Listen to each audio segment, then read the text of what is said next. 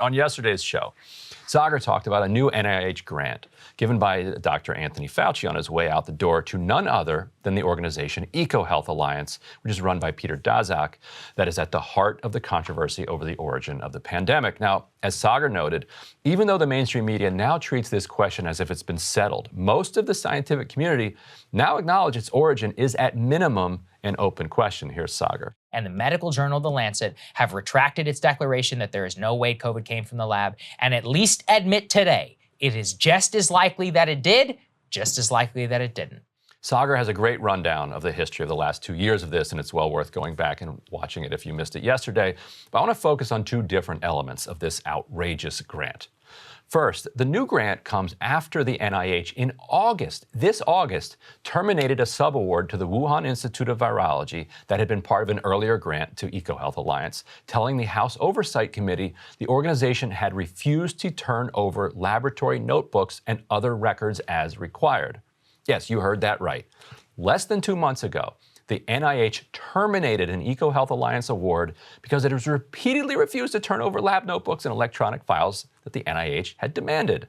Those notebooks are essential to understanding exactly what kind of research they were doing and could hold clues to the origins of the pandemic. The lack of that very specific evidence is the main thing that people who dismiss the lab leak as a conspiracy like to point to. But we don't have all the evidence because EcoHealth hasn't turned it over. So they then lost their grant. Here's what the NIH said in a letter to the Oversight Committee, quote, NIH has requested on 2 occasions that EHA provide NIH the laboratory notebooks and original electronic files from the research conducted at WIV. To date, WIV has not provided these records. Today, NIH has informed EHA that since WIV is unable to fulfill its duties for the subaward under the grant, the WIV subaward is terminated for failure to meet award terms and conditions, requiring provision of records to NIH upon request, unquote. And just weeks later, this new grant gets given out. Now, the other thing I want to talk about is the danger of the kind of surveillance research they plan to do with this new grant. The aim of the new research, the stated aim of the new research, is to identify areas of potential concern for future pandemic emergence to help public health authorities suppress an outbreak before it breaks containment.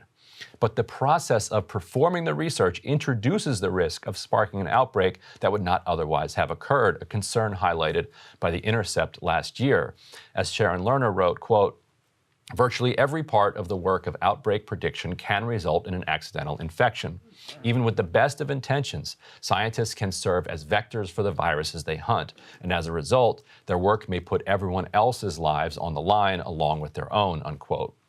The new grant proposes to collect samples of viruses from wildlife and then, quote, rapidly supply viral sequences and isolates for use in vaccine and therapeutic development, unquote, likely meaning the researchers could ship live viruses around the world.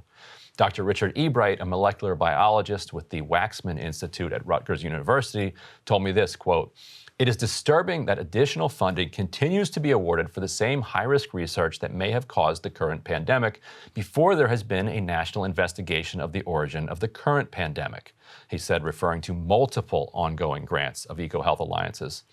Another EcoHealth grant, quote, study of Nipah virus dynamics and genetics in its bat reservoir and of human exposure to NIV across Bangladesh to understand patterns of human outbreaks, also involves high-risk collection of viruses. That Southeast Asia hotspot grant was awarded in June 2020 at the height of controversy over the grant covering work in Wuhan. Now, Democrats in Congress have paid very little attention to the NIH funding controversy, but Republicans could soon be in charge of one or both chambers. Representative Kathy McMorris-Rodgers, the top Republican on the powerful Energy and Commerce Committee, is in line to chair the panel in the event of a takeover. On Monday, she slammed the NIH for its continued funding of Daszak's organization, telling me in a statement, quote, EcoHealth Alliance and Peter Daszak should not be getting a dime of taxpayer funds until they are completely transparent, period. This is madness, unquote. This further intensifies our extensive commitment on the Energy and Commerce Committee to ensure accountability from the NIH for its role in supporting taxpayer-funded risky research without proper oversight of its grantees. And so you have both the Oversight Committee and... Cable news is ripping us apart, dividing the country, making it impossible to function as a society, and making it impossible to know just what is true and what is false. But the good news is they are failing and they know it. That is why we're building something new, a new mainstream, a healthier one, something more trustworthy, something that we are going to need in one of the most pivotal times in American history. We are building up here for the midterms, for the upcoming presidential election, but we need your help. So if you can help us out by becoming a premium member today at breakingpoints.com, we're trying to change America for the better and the entire world. So what are you waiting for, guys? Go to breakingpoints.com and sign up and help us build a new mainstream.